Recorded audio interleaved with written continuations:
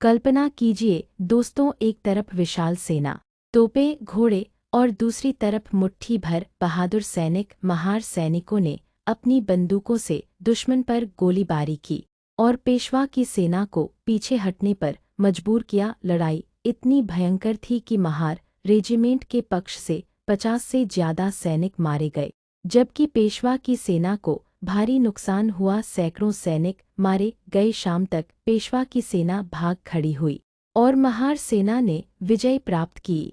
यह जीत कोई सामान्य जीत नहीं थी, यह दलितों की बहादुरी का प्रमाण थी, क्योंकि महार सैनिकों ने ऊपरी जातियों की सेना को हराया। ब्रिटिश ने इस जीत की याद में कोरेगांव में एक विजय स्तंभ बनवाया, जिस पर मारे गए सैनिकों के नाम लिखे गए हैं। उन नामों में ज्यादातर महार सैनिकों के नाम हैं, जैसे सिद्धनाथ महार, जो एक प्रमुख योद्धा थे। यह स्तंभ आज भी खड़ा है और हर साल लाखों लोग यहाँ आते हैं।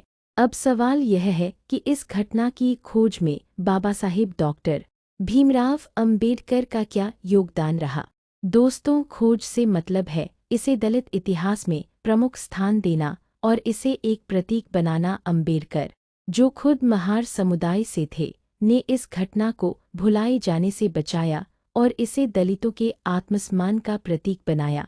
बाबा साहेब का जन्म 1891 में हुआ था और वे भारत के सबसे बड़े समाज सुधारक और संविधान निर्माता थे। लेकिन 1920 के दशक में, जब वे दलित आंदोलन को मजबूत कर रहे थे, तब उन्होंने इतिहास की किताबों में छिपी इस घटना को उजागर किया। 1 जनवरी 1927 को लड़ाई की 109वीं वर्षगांठ पर अंबेडकर ने खुद कोरेगांव के विजय स्तंभ का दौरा किया। यह दौरा ऐतिहासिक था, क्योंकि इससे पहले यह घटना मुख्य रूप से ब्रिटिश इतिहास में दर्ज थी, लेकिन अंबेडकर ने इसे जाति उत्पीड़न के खिलाफ संघर्ष का प्रतीक बनाया।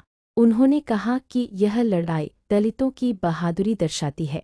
जहां अछूत माने जाने वाले महारों ने ब्राह्मण पेशवा की सेना को हराया, अंबेडकर ने अपने लेखों और भाषणों में इस घटना का जिक्र किया।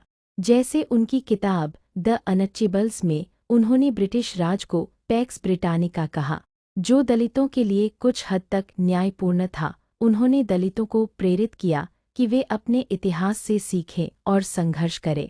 अंबेडकर के प्रयासों से ही हर साल 1 जनवरी को भीमा कोरेगांव में विजय दिवस मनाया जाने लगा। 1927 से शुरू होकर यह एक बड़ा उत्सव बन गया, जहां लाखों दलित इकट्ठा होते हैं। अंबेडकर ने इसे शौर्य दिवस